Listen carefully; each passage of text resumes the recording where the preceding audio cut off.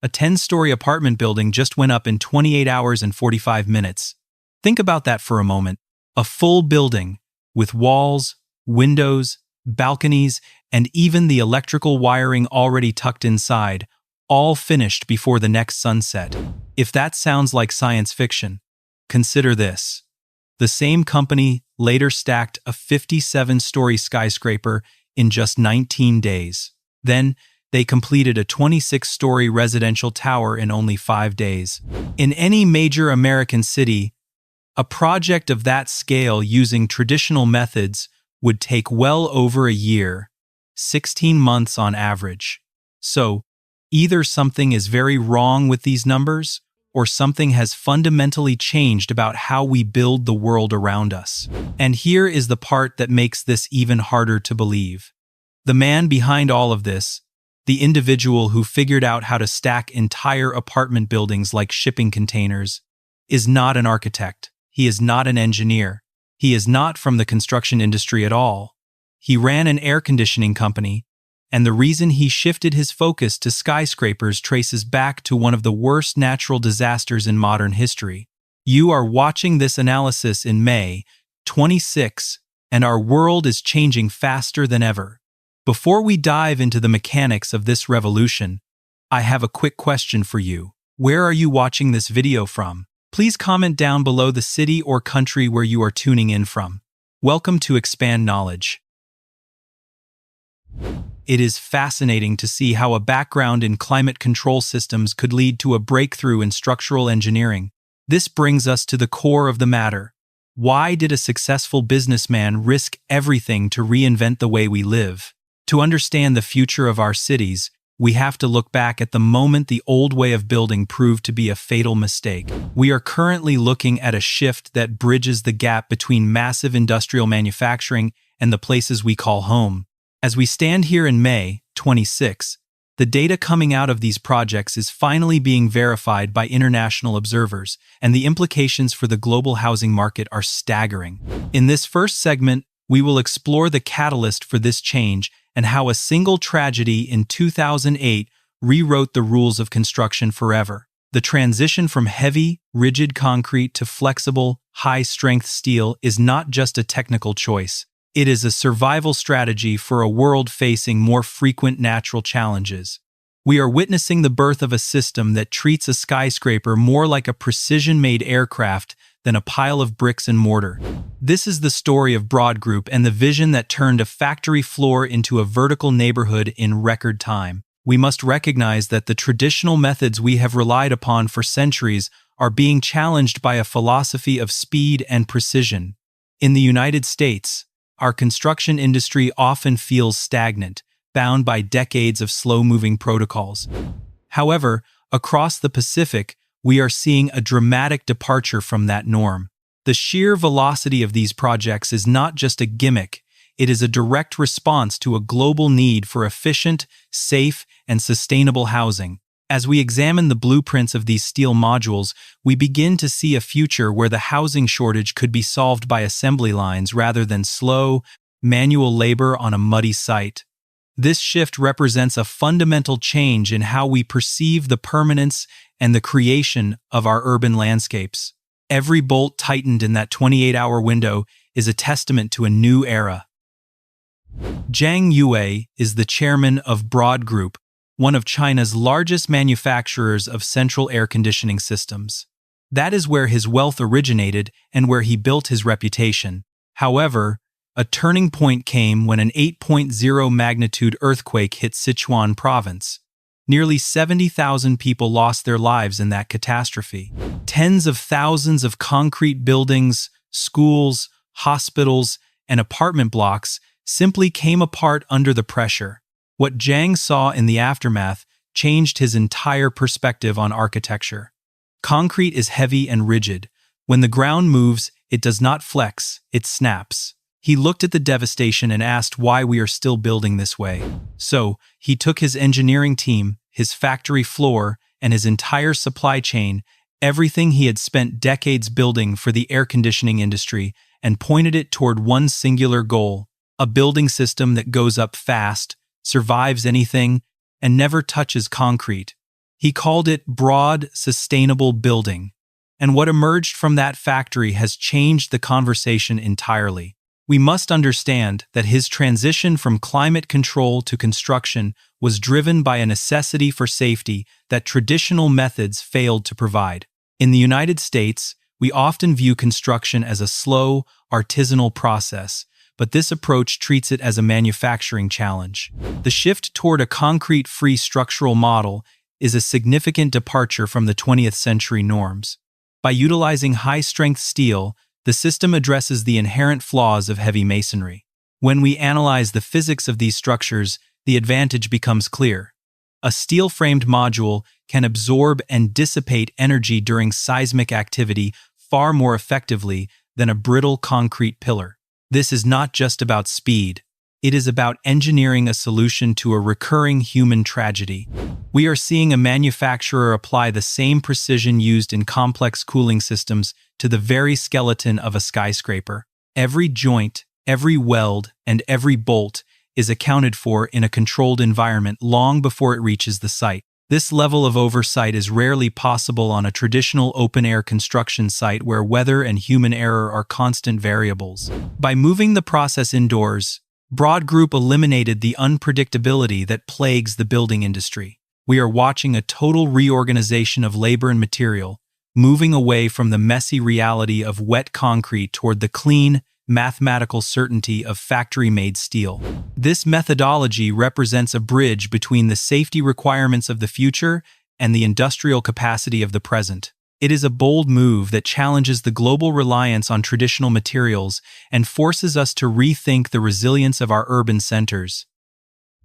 The actual process of how these buildings come together is where the magic really happens. Imagine a massive factory spanning 230,000 square meters, where every wall, every floor, and every balcony is manufactured with surgical precision. Each module comes off the assembly line roughly the size of a standard shipping container.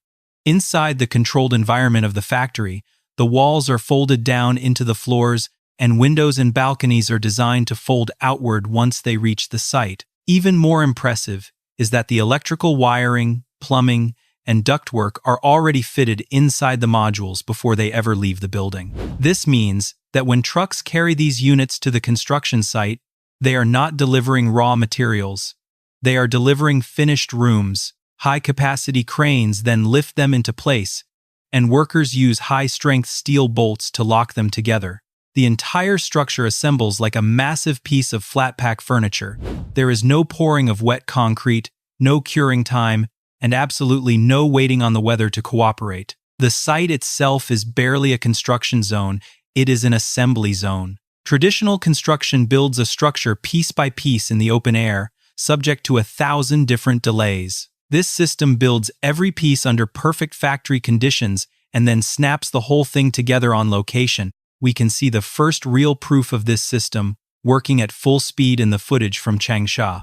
Broad Group set up cameras to record the entire build of a 10-story residential apartment block from start to finish. With 3 cranes and a full crew on the ground, the clock started as soon as the first module arrived. From that first lift to the last bolt being tightened, the total time was exactly 28 hours and 45 minutes.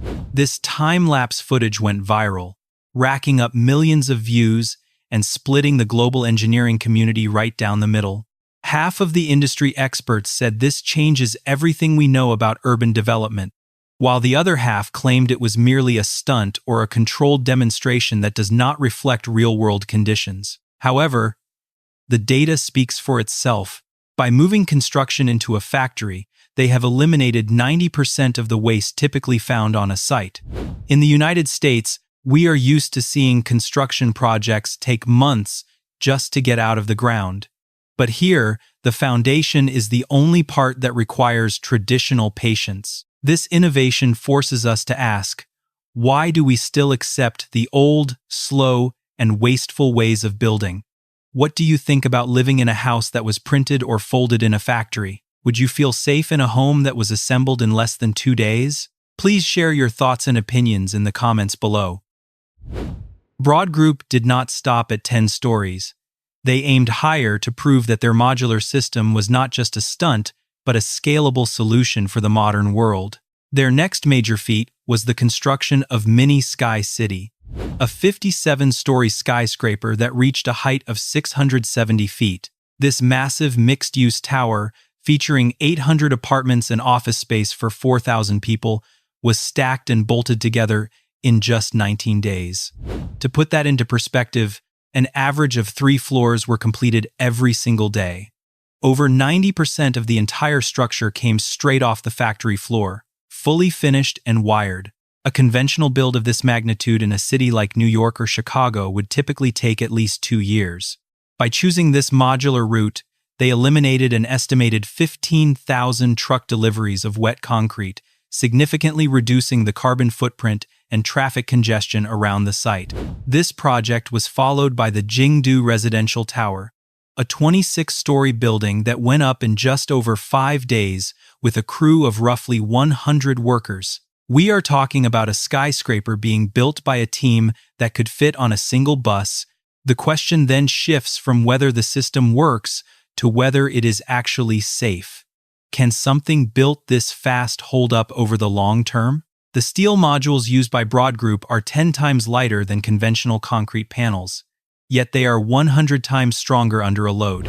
Every structure is rated to withstand a magnitude 9 earthquake, a claim that has been independently verified by the China Academy of Building Research. While most modern concrete buildings in the West are designed for a lifespan of 50 to 100 years, the expected structural lifespan of these steel towers sits at around 1,000 years. Because the entire building is connected by steel bolts rather than permanent masonry, it can be completely disassembled at the end of its life and fully recycled. This reduces construction waste by over 90% compared to traditional sites. There is no rebar cutting or leftover concrete hardening in piles. We are looking at a level of environmental efficiency that is virtually unheard of in the traditional American construction sector. It is a paradigm shift that challenges our definitions of permanence and sustainability in the 21st century. As we analyze these numbers in May 26, the durability of these early structures is already providing the long-term data that skeptics once demanded. The evidence suggests that speed does not have to come at the cost of structural integrity or environmental responsibility. While the modular stacking of Broad Group is impressive, there is a second technology running in parallel that might be even more disruptive to the global market. They are not just stacking buildings anymore, they are printing them. A company called Winsun, operating out of Shanghai, has pioneered industrial-scale 3D printing for the housing sector. Using giant nozzles, they layer a specialized mixture of recycled construction waste and fast-setting cement to create entire structures. In one 24-hour run, they successfully produced 10 complete houses. These are not flimsy models. They are structurally sound, weather-sealed, and ready for habitation. Material use drops between 30 and 60% compared to traditional builds, and labor requirements are cut drastically. This technology is already being deployed for affordable housing and disaster relief projects across Southeast Asia and Africa. Whether a company stacks modules or prints walls, the underlying logic is identical: move construction off the open, unpredictable site and into controlled, repeatable, and automated systems. Together, these methods sit inside a market that is growing faster than most people realize. The global modular construction market hit roughly $95 billion in 2025 and is projected to pass $175 billion by 2034. China currently leads this growth, with the government committing over $1 trillion to high-tech infrastructure during the current cycle. However, as we stand here in May 26, we have to ask why this revolution hasn't taken over the entire world yet. There is a global housing shortage estimated at 100 million units and climbing. In the United States, our construction labor pool is shrinking, and the average age of a worker is now over 40. The technology exists, the proof is standing, and the money is flowing. Yet, a mid-rise apartment in London or New York still takes 3 years from permit to keys, while China builds a 26-story tower in 5 days. The reason for this gap is that regulation hasn't caught up. Building codes in most Western countries were written for concrete and timber, not factory-assembled steel or 3D printed recycled waste. Furthermore, entrenched developers and unions often push back against change at this scale because it threatens entire existing industries. We are living on the same planet in the same decade, but in terms of construction, it feels like different centuries. This is the future of how we live, and it is already standing, already occupied, and already scaling. It is no longer a question of if this will become the standard, but when the rest of the world will finally clear the bureaucratic hurdles to allow it. As we close this analysis, I want to hear from you. After seeing what is possible, would you be willing to move your family into a building that was assembled in a single day or printed by a robot? Where are you watching this video from today? Please share your thoughts, your city, and your opinions on this high-speed future in the comments below.